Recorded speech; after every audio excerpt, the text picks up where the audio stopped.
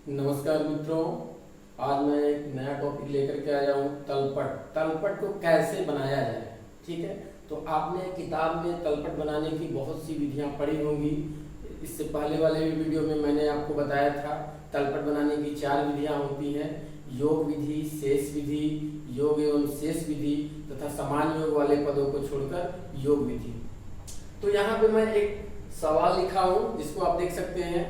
इस सवाल को हम लोग शेष विधि के आधार पर इसको यहाँ पर हम बनाएंगे, ठीक है। तो इससे पहले अगर आप तलपट बना रहे हो, बनाने में आपको कहीं समस्या हो, तो आइए देखते हैं कि इसको हम आसानी से कैसे कर सकते हैं। और मैं यहाँ पे मैं आपको वो ट्रिक बताने जा रहा हूँ जो इससे पहले ना आपको किसी ने बताया होगा, ना आप इसको कहीं पर पढ़े होंगे। तो इस ट्रिक को आप लगाएंगे तो आपको जिंदगी भर याद करके तलपट बनाने की आवश्यकता नहीं होगी। मेरी गारंटी है, आप समझ लेंगे तो दोबारा आप आसानी से बना सकते हैं। आपको जिंदगी भर कोई चीज रटने की नहीं जरूरत होगी कि पूंजी किस साइड में जाएगा, मशीनरी किस साइड में जाएगा। तो चलिए आइए देखते हैं। देखिए यहाँ पे मैंने एक बना रखा है, एक सवाल है, उसमें कुछ मैंने मैटर रखा हुआ है। इसी को हम लोग यहाँ पर देखते हैं, ठीक है। तो पहला चीज है कैपिटल है। कैपिटल यानी पूंजी। पूंजी क्या होता है? दायित्व होता है। वैसे तो बहुत सारी किताबों में लिखा हुआ है कि पूंजी जो है राइट साइड में और संपत्ति जो है लेफ्ट साइड में, यानी डेबिट साइड में और क्रेडिट साइड में, ठीक है, ऐसे लिखा होता है, ठीक है। तो अभी हम बताते हैं आपको ये कैपिटल। कैपिटल कहाँ जाएगा? ये क्या है? कैपिटल एक हमारी लायबिलिटी है और लायबिलिटी जो होता है वो क्रेडिट साइड में जाता है, ठीक है। तो यहाँ जैसे इसको लिखेंगे कैपिटल। एल में कुछ नहीं लिखेगा क्योंकि यहाँ पेज नंबर नहीं है। और अमाउंट इसको हम क्रेडिट साइड में लिख देंगे 60,000 रुपए, ठीक है, 60,000 रुपए। अब हम इसको बताते हैं आपको कि हमने इसको क्रेडिट साइड में क्यों लिखा। क्योंकि आप जानते होंगे इससे पहले जब आप जनरल एंट्री किए होंगे, खाता बनाना होंगे, तो अभी मैं आपको कुछ पहले लेके चलते हैं जनरल एंट्री पे। जनरल एंट्री में हम लोग इसकी एंट्री कैसे करते हैं? अगर कोई व्यवसायी पूंजी लगाता है व्यवसाय, तो उसकी एंट्री क्या बनती है? सॉरी, क्या होती है? Cash account debit to capital account. यह एंट्री हम लोग बनाते हैं। अगर कैश आया तो कैश, अगर एसेट्स आया तो एसेट डेबिट हो जाता है टू कैपिटल अकाउंट। यहाँ देखिए जो कैपिटल अकाउंट है वो टू क्रेडिट है, तो कैपिटल अकाउंट का बैलेंस हमेशा क्रेडिट साइड में होता है, ठीक है। तो इस आधार पर भी अगर हम देखें तो ये क्रेडिट साइड। और दूसरा हमारा जो ट्रिक है वो आपको किताब में भी मिलेगा और उन्होंने आपको बताया होगा कि जो एसेट्स होता है वो डेबिट साइड, जो लायबिलिटी होता है वो क्रेडिट साइड। तो कैपिटल का है एक प्रकार की स्वामी का दायित्व माना जाता है, तो इसको हम लोग क्या करते हैं? क्रेडिट साइड में रखेंगे, ठीक है। अगला है मशीनरी। मशीनरी अब आपको नहीं पता है डेबिट साइड में जाएगा क्रेडिट साइड में। तो जब आप मशीन खरीदते हैं तो इसकी एंट्री क्या बनाते हैं? क्या होती है? मशीनरी अकाउंट डेबिट करते हैं। Machinery account debit. अगर आपने नकद खरीदा तो टू कैश, अगर आपने उधार खरीदा तो देने वाले का नाम यहाँ लिख देते हैं। तो यहाँ पे क्या होगा? मशीनरी हमारी डेबिट है, तो आप इससे अंदाजा लगा सकते हैं कि हमारा यहाँ अमाउंट क्या जाएगा, किस साइड में जाएगा, यानी डेबिट साइड में जाएगा। तो इसको लिखते हैं मशीनरी। मशीनरी हो जाएगा कितने का है? यहाँ अमाउंट देखिए लिखा हुआ है 17,000 और ये डेबिट साइड में आएगा 17,000, ठीक है। डेबिट साइड में इसको हम रख देंगे 17,000। ये देखिए आसानी से आपको समझ में आ जाएगा। आप अगर आपको नहीं पता है कि डेबिट में कौन सा मशीनरी जाएगा या कैपिटल जाएगा, तो उसकी जनरल एंट्री करके आसानी से आप समझ सकते हैं। जनरल एंट्री बनाइए, जनरल एंट्री में आपको दिख रहा है, आसानी से आप कर सकते हैं, ठीक है। तीसरा है परचेजेज। परचेजेज जब हम माल का क्रय करते हैं तो क्या एंट्री बनाते हैं? परचेजेज अकाउंट डेबिट, यही बनाते हैं परचेज अकाउंट डेबिट। अगर हम नकद खरीद रहे हैं तो टू कैश, अगर उधार खरीद रहे हैं तो देने वाले का यहाँ नाम लिखते हैं। तो परचेज अकाउंट क्या हो रहा है? डेबिट हो रहा है। इसका मींस इसका जो अमाउंट है परचेज का वो कहाँ जाएगा? डेबिट साइड में। तो यहाँ इसको हम लिखते हैं परचेज अकाउंट डेबिट। तो ये डेबिट जाएगा। परचेज की अमाउंट कितनी है? 62,000 रुपए, 62,000 रुपए, ठीक है। आगे चलते हैं। अगला है सेल्स। सेल्स यानी विक्रय। विक्रय क्या है? जब हम विक्रय करते हैं तो इसकी एंट्री क्या बनाते हैं? अगर नकद विक्रय होती है तो cash account debit to sales. अगर उधार खरीदते हैं सॉरी उधार बेचते हैं तो पाने वाले को डेबिट करते हैं और विक्रय को हम क्रेडिट करते हैं। तो सेल्स क्या होता है, हमेशा सेल्स होता है टू सेल्स, यानी सेल्स हमेशा क्रेडिट होता है, ठीक है। तो क्रेडिट होता है तो सेल्स किस साइड में जाएगा, क्रेडिट साइड में जाएगा। आपको यहां दिख रहा होगा, इसको हम लिखते हैं सेल्स। सेल्स का अमाउंट कितना है, 70,000 रुपए है, ठीक है। ऐसे आसानी से आप समझ करके बनाएंगे तो आपको कहीं कोई दिक्कत नहीं होगा तलपट बनाने में। अगला है वेजेज या मजदूरी। ट्रिक तो हमारा यह भी है, उसमें लिखा होता है कि सभी संपत्तियां और व्यय तथा हानियां डेबिट साइड में यानी इस साइड में, और सभी दायित्व और आय क्रेडिट साइड में, ठीक है। ऐसे करते हैं। एक टिप तो हमारा ये है, अगर आपको यह नहीं पता है कि कौन सी संपत्ति है, कौन सा दायित्व है, कौन सा आय है, कौन सा व्यय है, तो आप सीधा सा फंडा लगाइए, आप जनरल एंट्री बनाइए। जनरल एंट्री में देखिए कौन सा पक्ष डेबिट हो रहा है, कौन सा क्रेडिट हो रहा है, आप उसी अमाउंट को इस साइड में रख दीजिए। तो यहाँ वेजेस है मजदूरी, मजदूरी हमने दिया है 5,000 रुपए।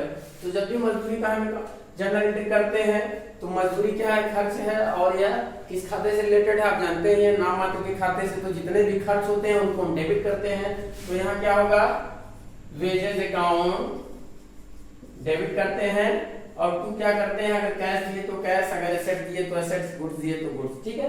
तो यहाँ पर हम क्रेडिट वाले को ना देखेंगे, हम डेबिट वाले को देख रहे हैं कि यहाँ वेजेस हमेशा डेबिट हो रहा है। तो वेजेस का अमाउंट डेबिट साइड में जाएगा, और यहाँ हम वेजेस लिख देंगे। वेजेस हो जाएगा कितना रुपए का है, 5,000 रुपए। तो यहाँ डेबिट साइड में हो जाएगा 5,000 रुपए, ठीक है। आगे आते हैं, फिर है कैश यानी नकद। ये कैश क्या है, हमारी संपत्ति है। अगर आप ट्रिक को लेंगे तो कैश डेबिट साइड में जाएगा। अगर आपको ट्रिक नहीं पता है, आप समझना चाह रहे हैं, इसको याद नहीं करना चाह रहे हैं, समझ के बनाना चाह रहे हैं, तो कैश को हम लोग ट्रिक क्या करेंगे, यानी जब भी कैश बिजनेस में आता है तो हमेशा क्या होता है, कैश अकाउंट डेबिट होता है, ठीक है। कैश अकाउंट क्या होता है, हमेशा डेबिट होता है जब बिजनेस में आता है।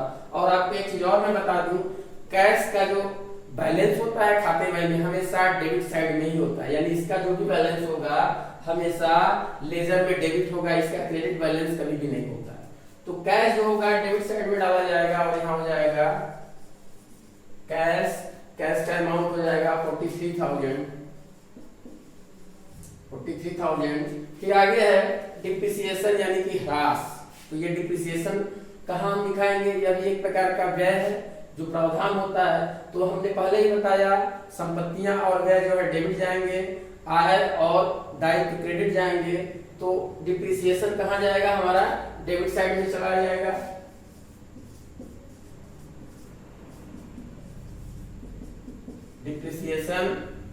डिप्रिसिएशन की अमाउंट कितनी है, 3,000 रुपए है, 3,000। यहाँ आप आसानी से इसको लिख देंगे। फिर है ड्राइंग यानी कि आहरण। आहरण क्या होता है, व्यवसायी जो होता है अपने व्यवसाय से खुद के प्रयोग के लिए कुछ माल या नकद निकालता है व्यवसाय से, उसे हम आहरण के रूप में रखते हैं। तो ये जो आहरण है, जो दायित्व होगा वो क्रेडिट साइड में, लेकिन जो व्यय और संपत्तियां होंगी वो डेबिट साइड में। तो ये आहरण जो होता है व्यवसाय के लिए एक संपत्ति है, लेकिन व्यवसायी के लिए क्या है, यह एक प्रकार का खर्च मान लिया जाता है।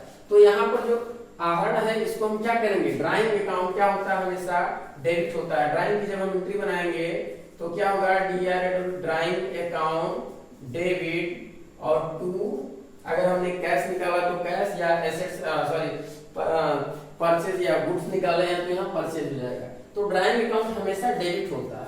तो यहाँ पर हम कर लेंगे ड्राइंग अकाउंट हो जाएगा 20,000, 20,000 रुपए का ड्राइंग है। फिर है रमन जो कि एक लेनदार है, क्रेडिटर्स है, ठीक है। रमन क्या है, लेनदार है, क्रेडिटर्स है। तो अब इसको हम यहाँ पर देखते हैं, रमन हो जाएगा, रमन ये क्रेडिटर्स है। क्रेडिटर्स को आप जानते हैं हम लोग क्रेडिट साइड में रखते हैं। तो यहाँ क्रेडिटर्स हो जाएगा 20,000 रुपए है इसकी राशि। तो 20,000 हमने इसको कर दिया। मुझे लगता है कि इसको समझने में आपको कहीं दिक्कत नहीं होगा। अगर आप जनरल एंट्री बना लेंगे तो आसानी से इसको कर सकते हैं। इतनी करने के बाद इस प्रक्रिया को हम लोग क्या करते हैं, लास्ट में हम लोग एक ऐसे बड़ी पाई खींच करके इसको टोटल कर लेंगे।